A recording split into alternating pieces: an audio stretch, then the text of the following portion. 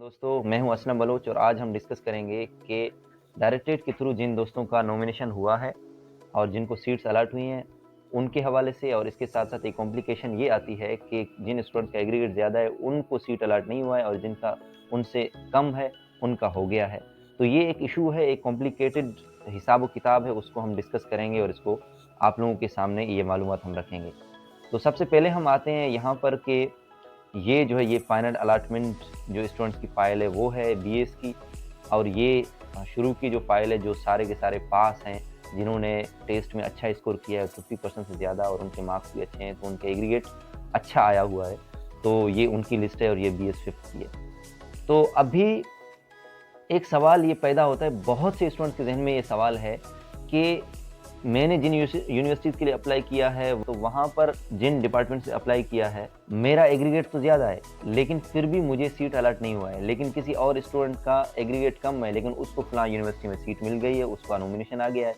तो अब ये जो सवाल है, इसका जवाब हम इस मिसाल से आपको समझाएँगे। देखिए, ये एक सिस्टम है, ये एक कॉम्प्लिकेटेड तरीका है जिस तरीके से सीट्स अलॉट होती हैं। तो ये 2 एग्ज़ाम्पल्स हैं। इनमें आप देख लें, यहाँ पर ये जो फाइनल अलॉटमेंट है, इसमें जो स्टूडेंट है उसका नाम है नवीद खान और ये इसका सबसे ज़्यादा एग्रीगेट है, 92.55% जो इसका एग्रीगेट है और इसको जीसी लाहौर में इकोनॉमिक्स में इसका सीट हुआ है। सबसे ज़्यादा इसने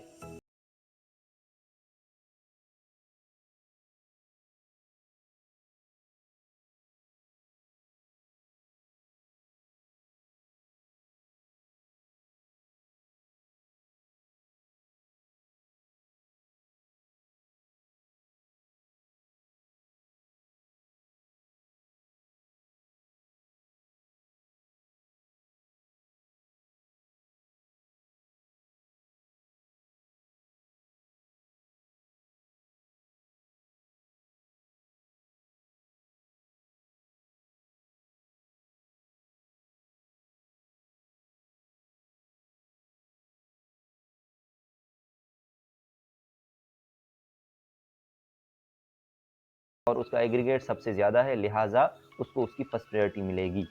और जो दूसरा स्टूडेंट असलम नाम का है, उसका 85% है, तो वो इकोनॉमिक्स डिपार्टमेंट में जीसी लाहौर के डायरेक्टर के थ्रू नहीं जा सकता। हाँ, एक सिचुएशन ये है कि अगर नवीद खान छोड़ देता है ये सीट और उसके बाद टॉप अवेटिंग स्टूडेंट ये असलम है, तो उसको वेटिंग लिस्ट में उसका नाम आएगा और उसको सीट अलॉट हो जाएगी, क्योंकि नवीद खान इंटरेस्टेड नहीं होगा।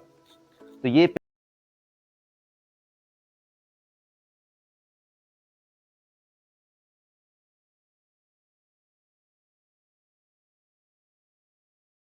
ये है कि 3 स्टूडेंट्स ने अप्लाई किया इकोनॉमिक्स डिपार्टमेंट में यूनिवर्सिटी ऑफ पंजाब के लिए।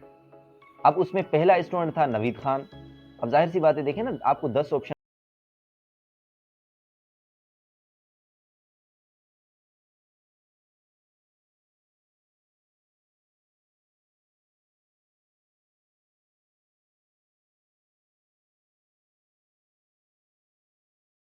हालांकि इसका एग्रीगेट ज्यादा है, लेकिन ये अलर्ट नहीं होगा क्योंकि उसको एक हो चुका है, तो बस। अच्छा, सेकंड है शाहजेब। इसने अपनी फर्स्ट प्रायोरिटी रखी थी, एग्रीगेट उसका 80% है। इसने अपनी first priority economics department Punjab university को रखा है। और तीसरा है तलाल अहमद नाम का स्टूडेंट और इसका एग्रीगेट 70% है और इसकी भी फर्स्ट प्रायोरिटी पंजाब यूनिवर्सिटी में इकोनॉमिक्स है। लेकिन सीट अभी किसको अलॉट होगा? शाहजेब को। क्यों?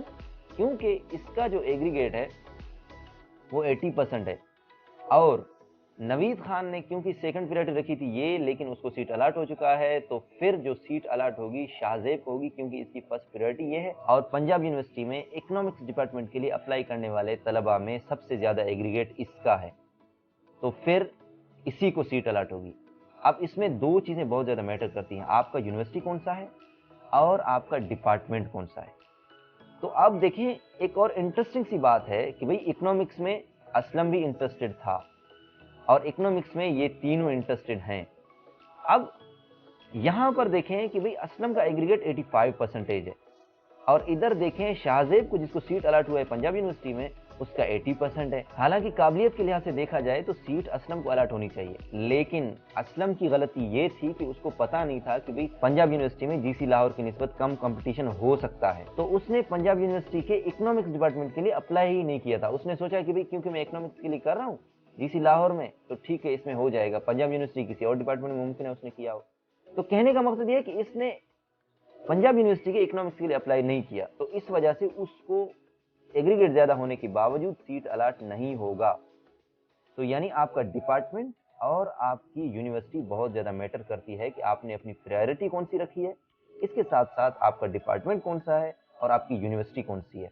अब जब स्टूडेंट्स अप्लाई करते हैं, एक बैठा है जाफराबाद में, एक बैठा है मस्तंग में, तीसरा बैठा है सूराब में, अब उन्होंने मुख्तलिफ जगहों पर बैठ के अप्लाई किया, उन्हें क्या पता कि कहाँ से किसने अप्लाई किया और उसके मार्क्स कितने हैं और उसकी एग्रीगेट कितनी है।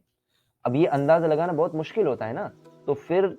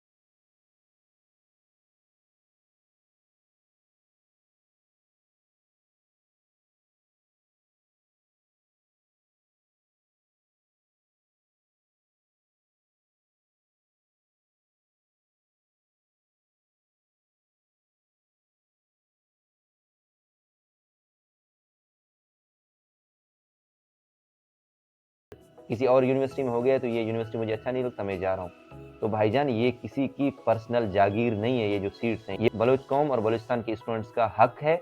इसको कोई एक बंदा आकर लाखों की सीट को किसी और यूनिवर्सिटी में आके ज़ाया करके चला जाए, ऐसी ऐसी सीट ज़ाया होती हैं, एलएलबी हो, बीबीए हो, बहुत बहुत अच्छे सीट ज़ाया होते हैं। फिजिक्स का पिछले सेशन में हमारी यूनिवर्सिटी का चला गया लड़का।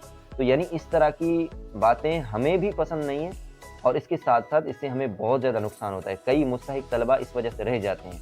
कई ऐसे तलबा हैं, हज़ारों तलबा हैं जो अप्लाई करते हैं, उनमें से कुछ 100 को सीट अलॉट होती है और वो यहाँ आके उनमें से 30% 40% सीट्स को ज़ाया करके चले जाते हैं। तो ये जो इशू है इस पर लाजमी आप नज़रसानी करें और थोड़ा सा अपने ज़मीर को झंझोड़ें, और जिनका सीट हुआ है वो इंटरेस्टेड नहीं है तो वो अपना नॉमिनेशन लेटर ना ले, ताकि कोई वेटिंग का स्टूडेंट होगा वो आए और उसको सीट अलॉट हो जाए और वो कम से कम एक अच्छी जगह पे पढ़े। इन दोनों बातों पर आप लोग बराह करम अमल कीजिएगा।